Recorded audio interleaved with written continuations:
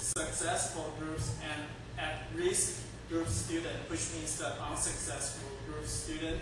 And the student were divided these two additional groups based on their reading comprehension scores and communication study and TOEFL reading scores.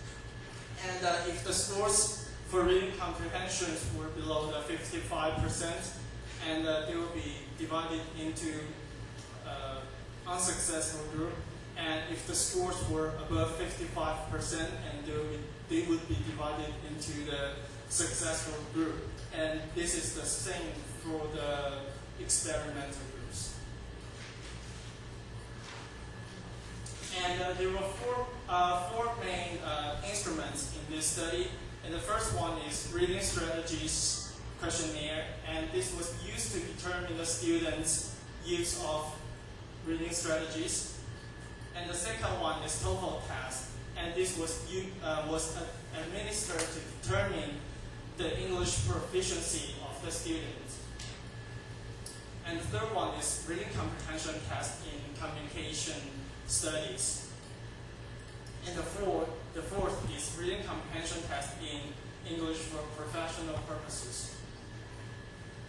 And the researchers applied two main ways to analyze the data. Okay. The first one is t-test, and t-test was to determine if there were a difference in the mean scores of the first-year student on selected variables. And the second one is Cohen's effect size D, and this was used to determine if the mean differences were practically significant. And now I'm going to introduce the result. And for the first one is that the experimental group differs statistically as well as practically significantly from the control group on all the reading comprehension measures. From table 1, we could see there were no significant differences between the experimental group and the control group because their mean scores were pretty close. However, to the post-test, we can see the significantly differences between the experimental group and the control group.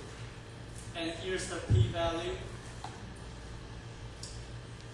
And the second finding is that the successful student differs statistically as well as practically significantly from the at-risk student on all the reading comprehension measures. From the table 2, we could see that the mean scores from the pre-test to the post-test, the mean scores for the successful group students are significantly higher than the control group student. Here, the blue color represent the successful group student, and red represent the at-risk group students.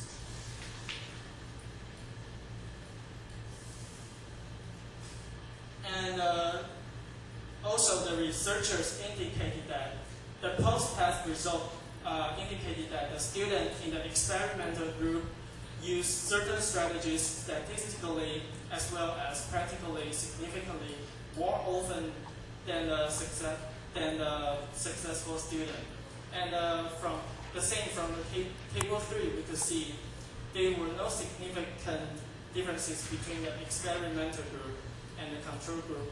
However, to the post-test, we could see the mean scores of the experimental group students were significantly higher than the control group students.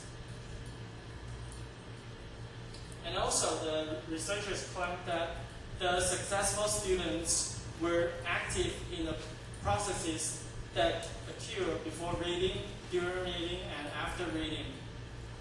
From the paper, you could see the table 4 because the table 4 was pretty large, so I did not show all the things on my PT. And the reason for the researchers to say that is because they found that for the at-risk student, they often use the metacognitive cognitive strategies that only related to the planning. However, for the successful student, they not only use the metacognitive strategies, but also they will use some strategies to monitor and evaluate their reading comprehension and their learning. And here are the main scores for both groups. And the last one is Table 5.